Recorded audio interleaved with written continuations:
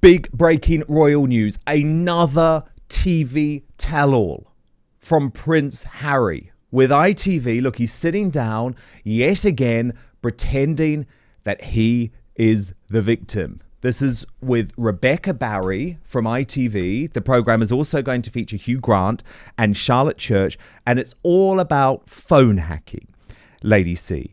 But the issue is, this is something that happened well over 10 years ago.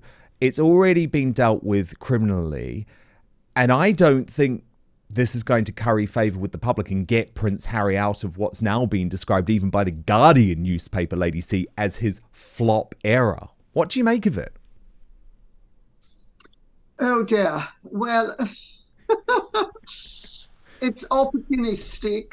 It is an attempt to muzzle people. Remember, he's not in favour of freedom of speech, nor is Hugh Grant, nor is Hacktoff, nor is David Sherborne. Of course, doubtless, if David Sherborne gets freedom of speech curtailed, he will then jump on the bandwagon of having the rules reversed so that he can make some more money for himself. I think it's a very cynical and opportunistic exercise. And the fact of the matter is, all of this was done and dusted years ago. And why is it being brought up again? It's only being brought up again because they are crass opportunists, and they are using something to really beat a dead horse. But they're hoping that the horse, if it's beaten enough, will revive and jump back into life. But let's remember, Harry has also been called out by Mr. Justice Fancourt for suppressing evidence. And this is a very serious matter because he signed a statement of truth that was clearly untrue. And his lawyers had to have known that it is their responsibility, not his, their responsibility to provide the evidence and to make sure that their client does. When I was suing the Mirror, my lawyers came down here and they spent from early in the morning till late at night going through my phones, my emails, and, anything that comes up is supposed to be, as a part of the discovery process, is supposed to be handed over. So, Harry could actually end up, I don't think he will, but there is a potential, if he were an ordinary person, to end up in very serious trouble. Well, the thing is, what has emerged in court is really worrying. And obviously these are claims being made by the lawyers operating on behalf of News Group newspapers, which publish The Sun. But remember, Harry's lawyer, Sherborne, who you refer to, has actually had to admit to some of it, Lady C.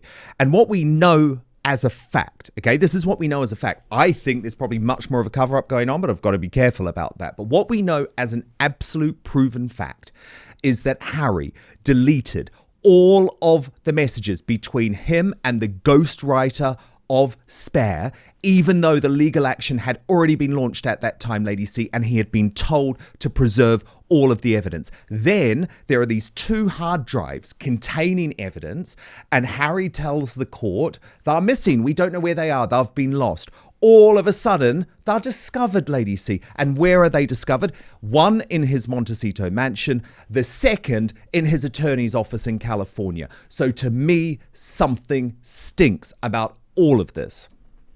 Well, not only that, Dan, the fact of the matter is any writer does not throw away his or her notes. So J.R. Moringer would have everything.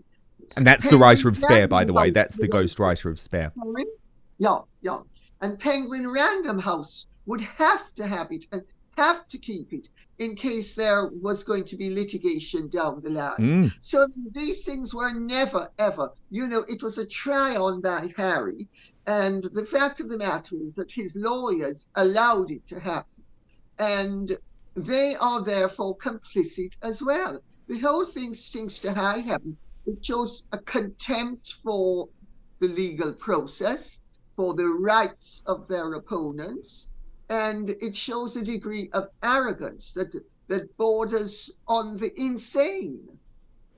I mean, I couldn't agree with you more. But Lady C, I also want to talk about ITV within all of this, because what has happened to that broadcaster? I mean, you know, Lady C, I worked for them for 10 years. I know you've done a lot of work with them in the past. You've appeared on some of their biggest programming. But Lady C, they are now just a propaganda vehicle for the Sussexes. They have thrown out any sense of journalistic integrity. All of these interviews are stitched up with the deals done by Tom Bradby, who is the main presenter of ITV News. That's after Prince William ended his friendship with him because it was so obvious that he was siding with Harry and Meghan and often reporting untruths just to please Harry and Meghan. And I bet Rebecca Barry, look, we haven't seen the interview yet. It airs on July the 25th on ITV, and I will admit if I'm wrong. But I bet Rebecca Barry hasn't asked Prince Harry about the missing evidence, for example. So what happened to ITV? Why have they become propagandists for Prince Harry and Meghan? 3 words: Dame Caroline McCall. And she's the chief executive, right?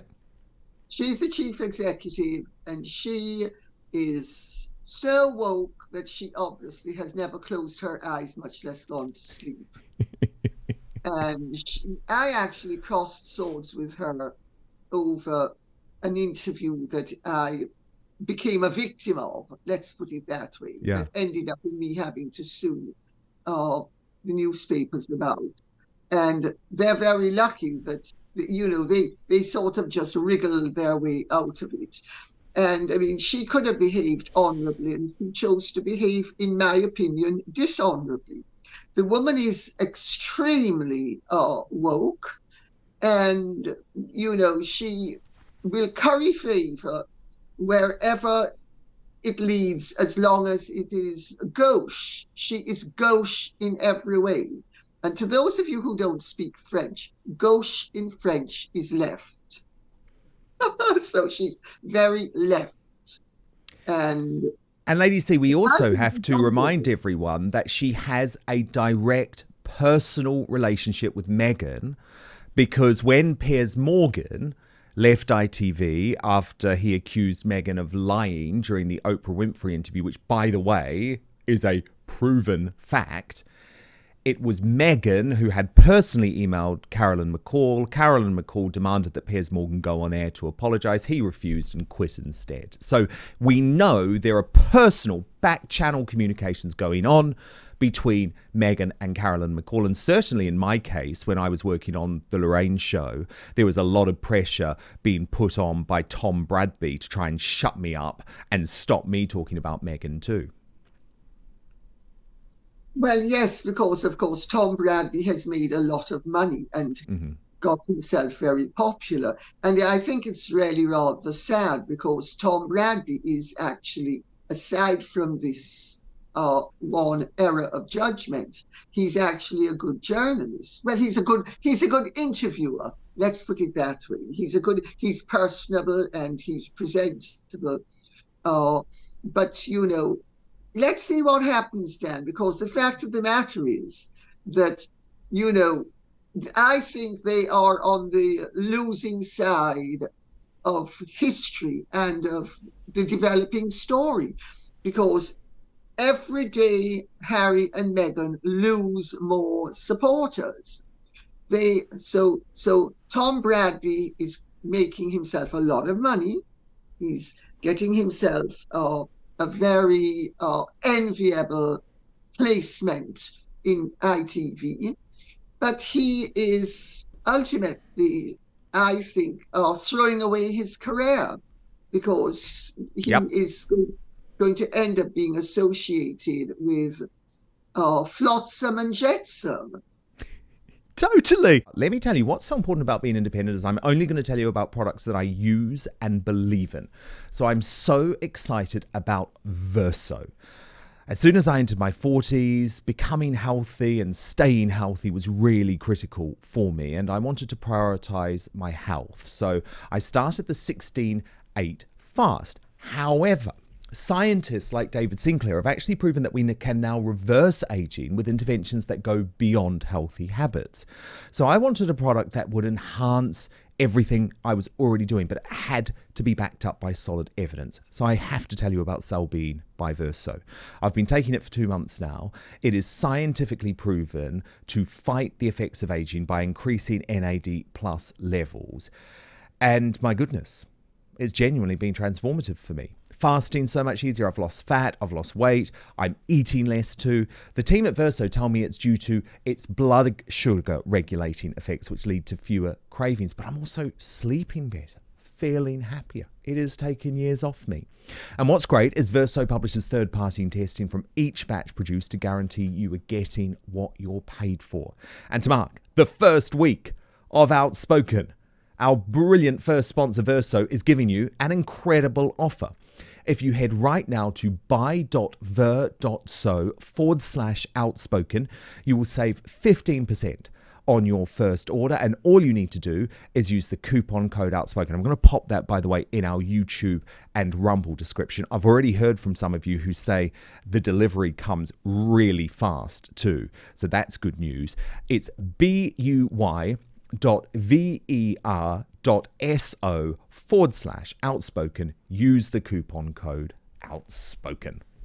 And what has he lost, Lady C? He has lost a relationship with the future King of England, who, by the way, granted Tom Bradby the only interview he's ever given with Catherine, the Princess of Wales, about their relationship. It was their engagement interview. And he has walked away from that relationship. And I think it says a lot about Tom Bradby, actually, because William expected loyalty, and I think William deserved a degree of loyalty.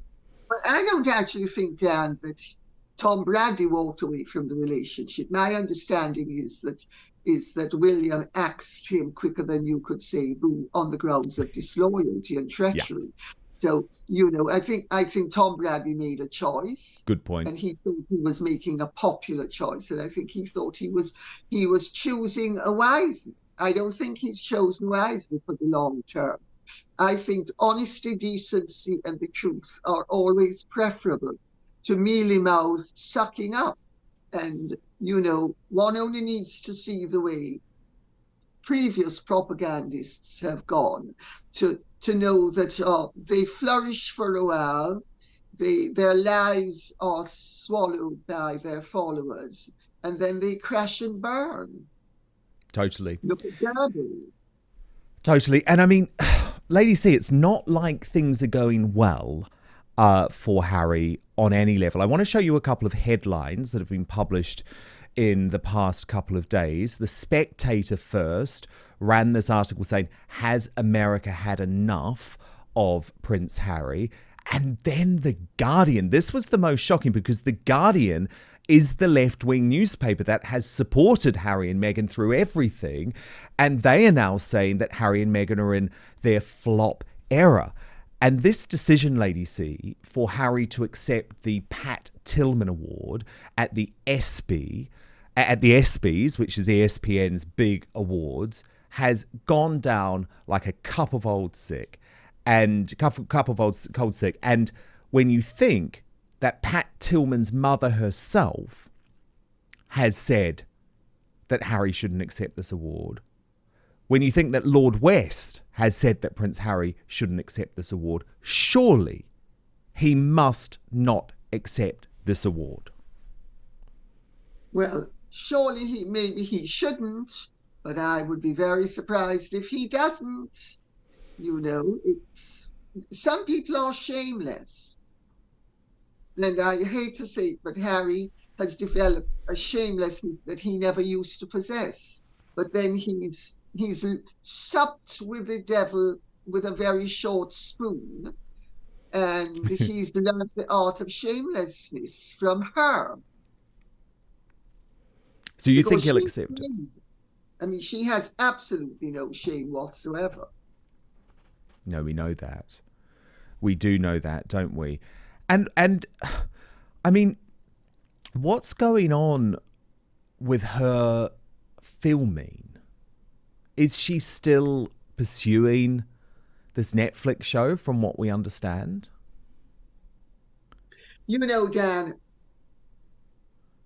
have you not noticed there are 4, 5, and 6 stories a day, every single day, emanating from them, and have been for some time now. And it's very difficult to actually know what to rely upon until it actually happens.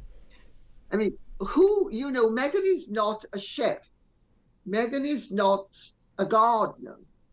Incidentally, by the way, speaking about that, somebody who lives in Montecito told me strawberries can't and don't grow in Montecito. So it really is scam jam. Exactly. Somebody told me. They said strawberries can't and don't grow in Montecito. And this is from somebody who lived in Montecito.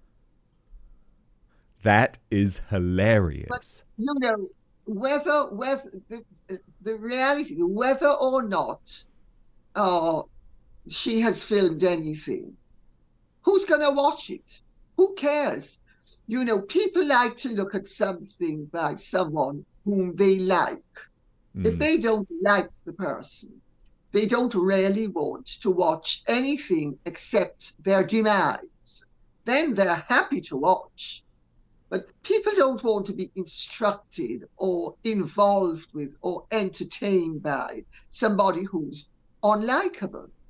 And Meghan has proven herself to be extremely unlikable on both sides of the Atlantic. I mean, when The Guardian is telling you, and so many left-wing entities in the United States have started to put the boot in, not always consistently, but they have been putting the boot in, So, for instance, you'll have one day a very positive story about them, then another day a negative story in the morning and a positive one in the afternoon. But they are a busted flush. My understanding is that Netflix has been desperate to try to retrieve some of its investment and save some of its face.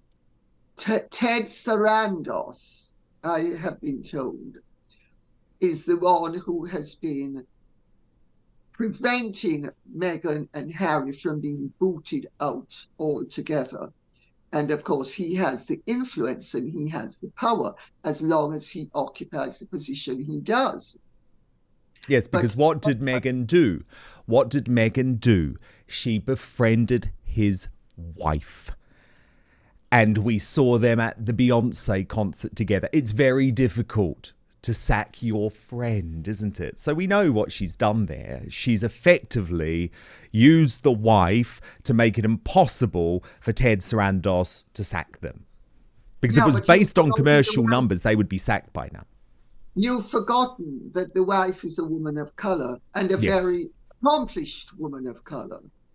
And, I'm Jamaican, so I can say this in a way that maybe you can't. The fact of the matter is that it is standard across the board with people of colour to support each other, even when they know they shouldn't. That's why Zuma and Mugabe were able to get away with what they got away with for the length of time they got away with it. And it is standard across the board, but only with some people, and usually with people of colour who are influential. But people below that level, they vote with their conscience and they assess via character. And Meghan is extremely unpopular in many areas of the coloured world because people know her for what she is. Most people of colour are very family orientated. It's a done thing that they are. And therefore, for Meghan to be so destructive of not one family, but 3 families, her paternal family, her maternal family, and the royal family. And this is something that people are aware of. And, so I think the whole business functions on more than one level. And Harry and Meghan would like us to believe that their position is secure and that they are admired. Their position is very increasingly insecure, and they are anything but admired. But it's like a smoke and mirrors act, and it's trying to deny the undeniable. So you have all different PR people trying to make out that they are still a valuable commodity. They are, I understand, a valueless commodity. And they're hanging on by the skin of their teeth at Netflix. And let's see for how much longer. Because pets around us can only keep that pot boiling for so long before the water runs out. And then the pot will catch on fire and burn down the kitchen. And he is going to find that he is in trouble. So shareholders will only accept so much of influence peddling and preferential treatment for buddies. And money wasting. Now, Lady C, it's really interesting because something has happened with the mainstream media, though, because if you look at the Nigerian tour, for example, lots of folk on the ground in Nigeria said it was a disaster. Nigeria's First Lady, Oluremi Tinubu, she made a very thinly veiled attack on Meghan in the days after the tour. But if you were reading the British MSM, like the Daily Mail and GB News, you would think it had been a big success. So why is the MSM in the UK all of a sudden giving Harry and Meghan this positive coverage that they don't deserve? Are they scared? Is it about the threat of legal warfare? What's going on? I don't think they're scared. I think they're crass opportunists, and variety is the spice of life. They can't trash Meghan and Harry constantly, otherwise people would lose interest. So it's variable reinforcement. On the one hand, they build them up, then they rip them down, then they build them up back, then they rip them down. They do this with many different people. But with Harry and Meghan, because they are really a great story, they have to keep the interest going with various. Can't be negative. They can't speak the truth constantly. As Robert Jobson said to me in 1992, when we had lunch at Brasserie Saint-Quentin, and I said to him, Robert, why do you people tell such flagrant lies about Diana when you know what she is? And he said, well, Georgie, if we spoke the truth, the public wouldn't like her. And totally. That's it. Then I think the mainstream media is not speaking the truth. They are Dan, they're cynical enough to go with whatever's going to enhance their bank account. Very true. Very true. Now, Lady C, in the past, you've reported some fascinating information regarding Meghan and her relationship with the Californian governor, Gavin Newsom, and the fact that she's desperately trying to ingratiate herself within Democratic circles. What are you hearing at the moment, given that there is a complete crisis engulfing the Democratic Party, who have decided far too late, holy crap, we've got to get rid of Joe Biden, and all of a sudden Newsom is a genuine contender to be the Democratic nominee? Is Meghan trying to get involved in all of this in any way, from what you're hearing? Well, she can try all she wants. I don't think she's going to be succeeding. My understanding was that Gavin Newsom stopped taking her calls. Really? Because they were close for a period, weren't they? Or he at least entertained her, put it that way. Well, yes, but I mean, he is a Getty boy. She evidently tried to get the Gettys to assist her. And the Getty family got in touch with me. and said, this is going on and we don't like what's going on and we want you to be aware of it. And I said it on my channel. And, that sort of scuppered to an extent Meghan's ambitions slightly. But also Gavin Newsom, he was not going to have Meghan parachuted in as the substitute for Dianne Feinstein, and which is what Meghan was hoping, because of course if she had been parachuted in to be the substitute for the remainder of the term, she stood a very good chance of being re-elected as the governor for California. And the senator for California. And he had already earmarked it to a genuine woman of color. But Gavin Newsom is very unpopular in California. People have been leaving California in droves. Oh, yeah. Crime has gone up. Drug addiction is everywhere. Homelessness, drug addicts sleeping on the street. And, taxes sky high. People have been leaving in droves because they think, the expression, go woke, go broke. California has gone woke with him. And it's, in many ways, it's a busted state. So I think if people want to elect Trump, please encourage that Gavin Newsom be the substitute. Very good point, especially with a supporter like Meghan Markle.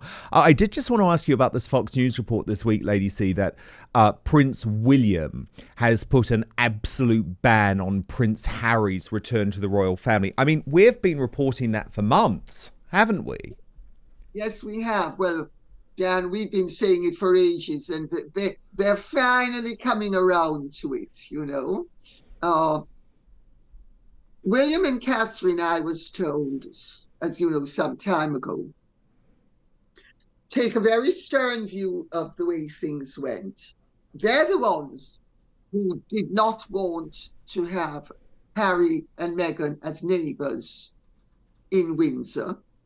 And my understanding is that they're the ones who were behind Harry and Meghan losing Frogmore Cottage because of the proximity of the properties, because it's too accessible. And, it's much easier for a sibling to cut all ties with a treacherous sibling and have nothing to do with him ad infinitum than it is for a parent to cut ties permanently with a child, because the relationships are different.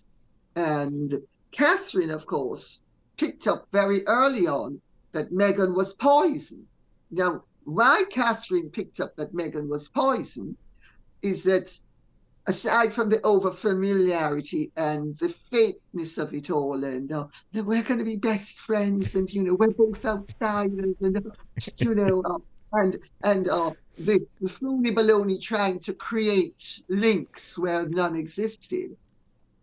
Catherine was bullied very badly at school and had to leave the school. And I was bullied at school as well. And I can tell you, well, then once you've been bullied, you spot a bully a mile off. Even if you are not conscious at the point of observation that somebody is a bully, you have picked up that there's something radically wrong with them. You don't want to know, you recoil, you withdraw, So then, with the passage of time, they came to realize that Meghan was a bully. But Catherine was picking up the reality of Meghan because Catherine was bullied and Meghan is a bully. And Meghan is a dominatrix. And Catherine does not like being dominated. And Catherine is a very decisive personality. She's no pushover. Nope. She is an extremely decisive personality. And so I think from the word, she evidently recoiled from her, but Harry more or less says it. But I understand that she recoiled from her, but then went through the motions of trying to be nice. But every time she tried to be nice, something happened to actually ratify her original observations, which with the passage of time were shown to be absolutely dead accurate. And as we all know now, everybody at Buckingham Palace knew that Meghan was a bully, you know? So I don't think there's, and also let's not forget as well that I was contacted by people from Givenchy about the dress fitting, where when Meghan's behavior towards Charlotte was so astonishing, and Catherine had just had a baby, and exactly, making Charlotte cry during the bridesmaid fitting. Yeah, and Charlotte, and you may forgive what somebody does to you, but you never forgive what somebody does to your child. Not your little girl. And I think the combination of all that has happened has meant that William and Catherine don't want to have anything to do with Meghan, not only for themselves and for the monarchy, but to protect their children. And they're quite right, because look at how Meghan has actually set out to harm the institution of the monarchy. And, you know, if she were allowed back in, and if she were even superficially but not real cordial terms with William and Catherine, it would only be a matter of time before she was creating more havoc and causing more problems. And they also are very aware of mental health, and they are aware of the issues involving personality disorders. And they are aware of the fact that there's a certain type of personality that you cannot allow into your life, because if you do, it's going to rebound adversely. So for all those reasons, it's been finito for a long time, and it will remain finito forever. And if it turns out that for some reason down the line, they have to have the basic facade, which I don't see happening, by the way, the basic facade of civility, it will be absolutely measured for the 10 or 20 minutes that they're together, and they will skin their teeth and walk off afterwards. The relationship is done and dusted, and I understand it's never going to be revived. Thank you so much for watching my exclusive interview with the brilliant Lady Colin Campbell. And if you want loads more royal interviews and exclusives and insight, then just subscribe right now. Hit the subscribe button, turn on the notifications too, and then you'll be alerted to our new content as and when it comes in. Plus, if you want access to our exclusive after show with Lady Colin Campbell and our other guests, then just visit www.outspoken.live. Remember, I'll keep fighting for you.